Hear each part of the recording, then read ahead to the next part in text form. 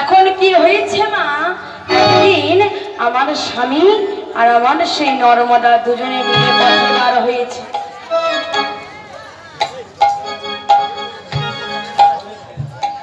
দুজনে মিলে পথে বার হয়েছে, আর পথ চলতে চলতে মা সন্ধ্যা হয়ে গেল। আর যখনই সন্ধ্যা হয়ে গেল, পথের ধারে বসেছিল মা মান্ডব ঋষি। আর আমার এই কৌশিক মুনি অন্ধকারে দেখতে না পেয়ে মা পথে ধ্যানরত অবস্থায় ছিল মান্ডব ঋষি। সেই মান্ডব ঋষির গায়ের উপর হচ দেখে তার ধ্যানটা ভঙ্গ করে তার গায়ের উপর পড়ে।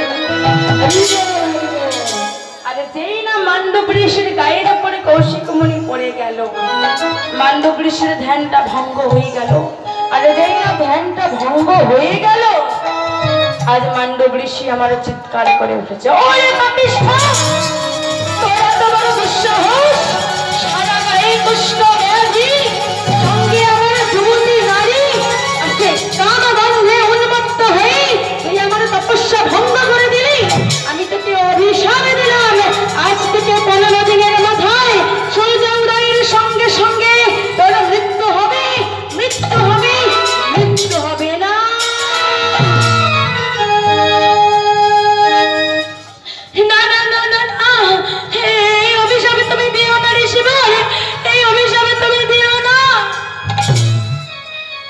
নর্মদা মা আমার মণিবরের চরণ দুখানে জড়িয়ে ধরেছে।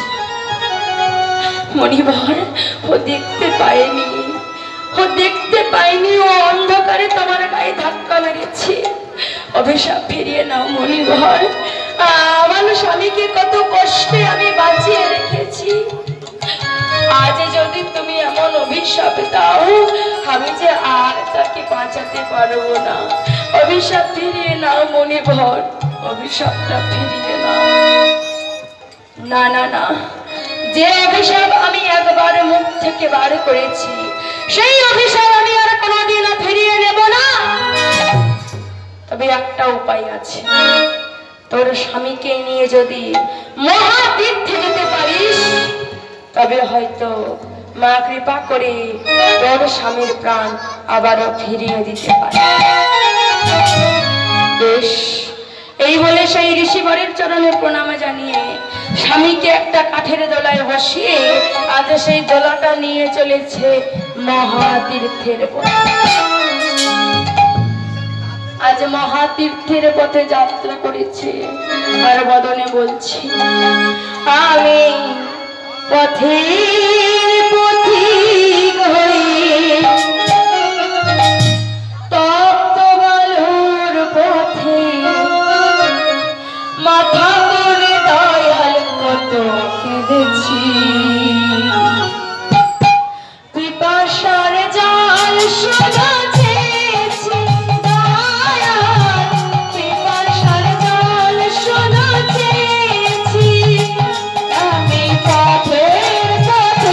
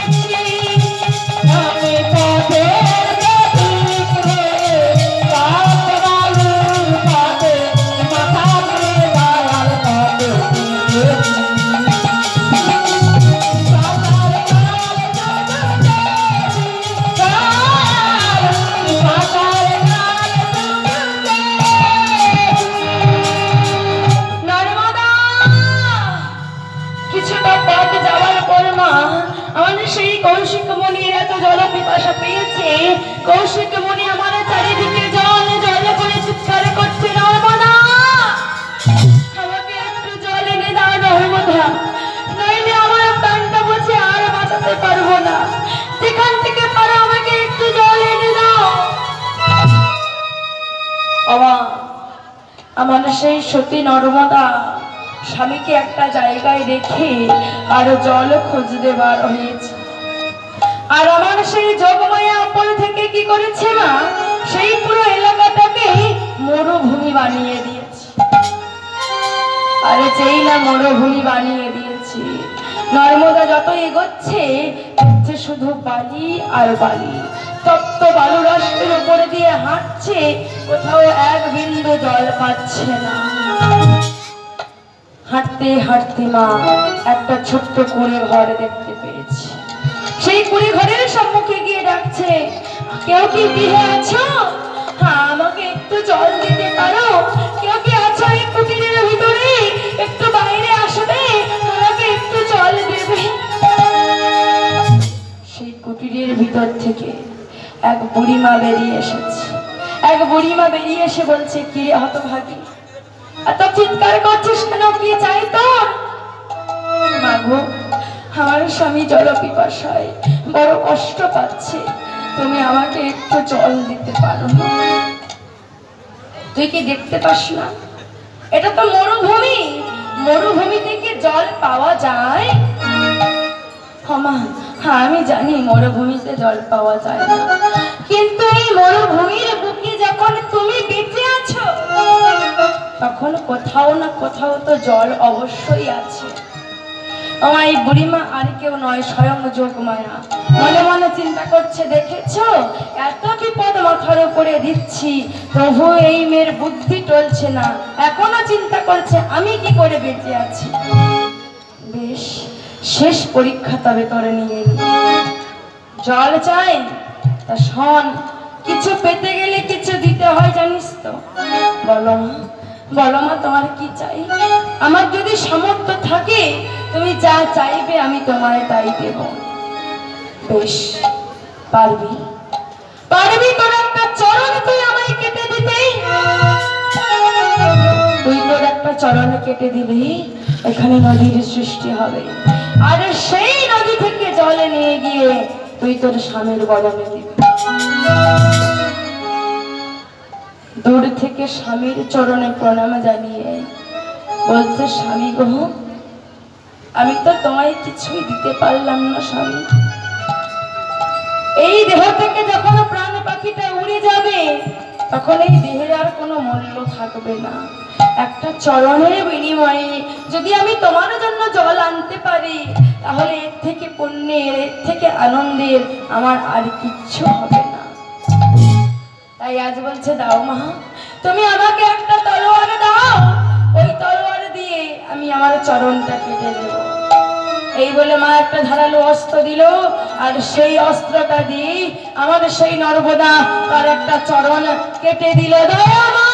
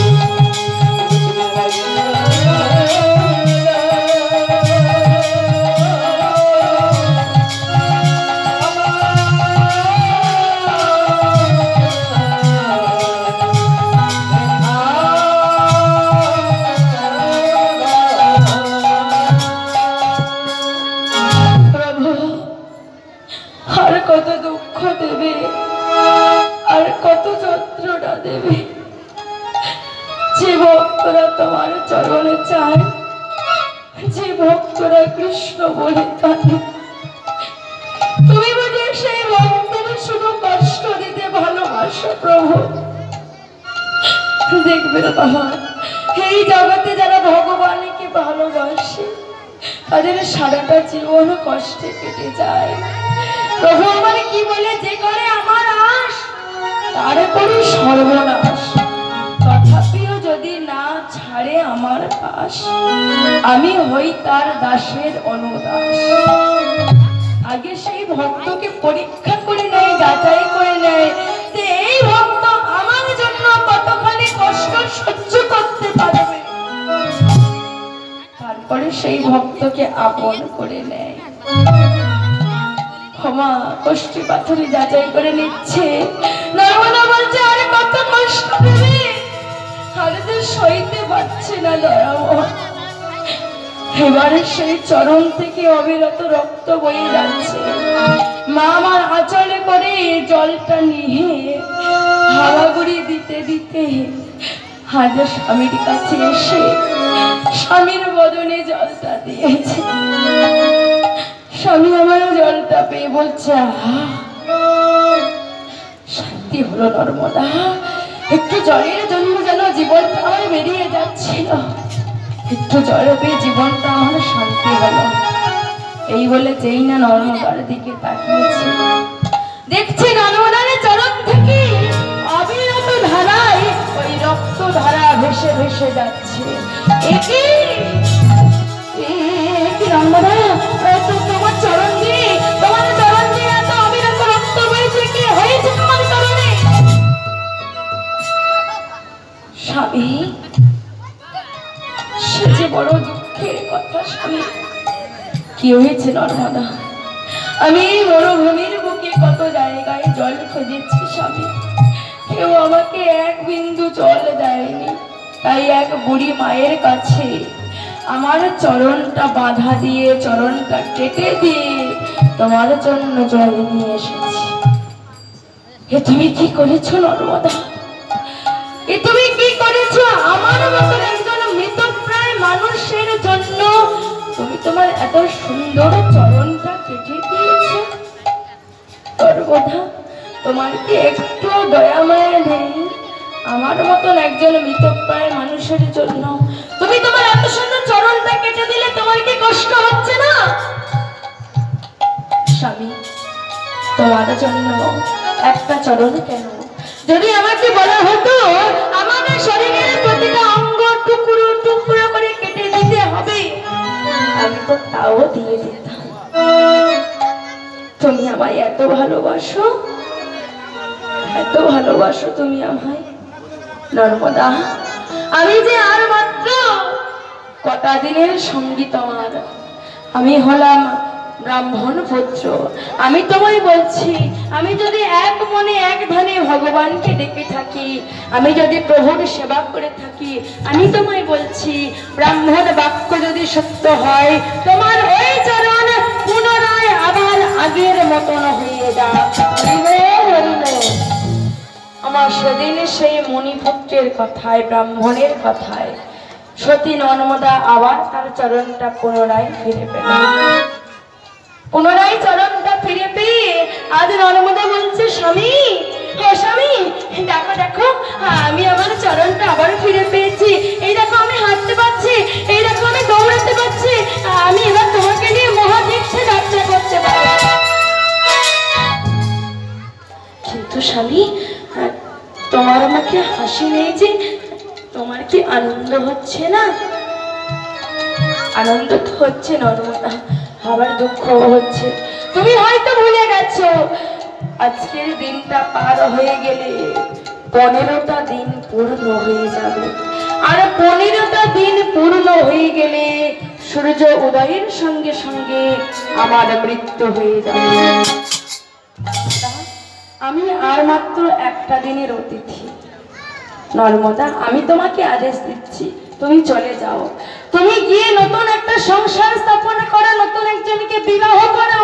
আমার সঙ্গে তোমায় থাকতে হবে না, আমি তোমায় বিধবা দেখতে চাই না। তোমার মতন একজন সতী রমণী আমার জন্য বিধবা হবে, আমি সহ্য করতে পারবো না। তুমি যাও নর্মদা, আমি তোমায় অনুমতি দিচ্ছি, তুমি নতুন বিবাহ করো। আচ্ছা স্বামী, একটা কথা বলো তো।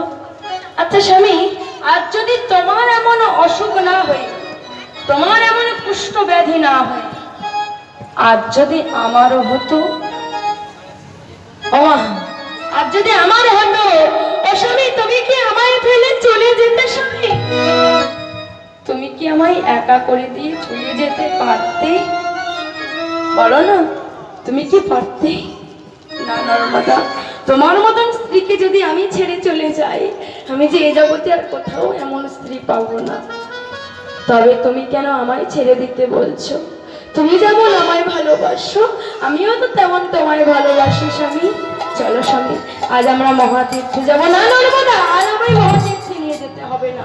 আর একটা রাত মাত্র আমি আছি, এই একটা রাত তুমি আমার সঙ্গে থাকো, তোমাকে আর কোথাও নিয়ে যেতে হবে না।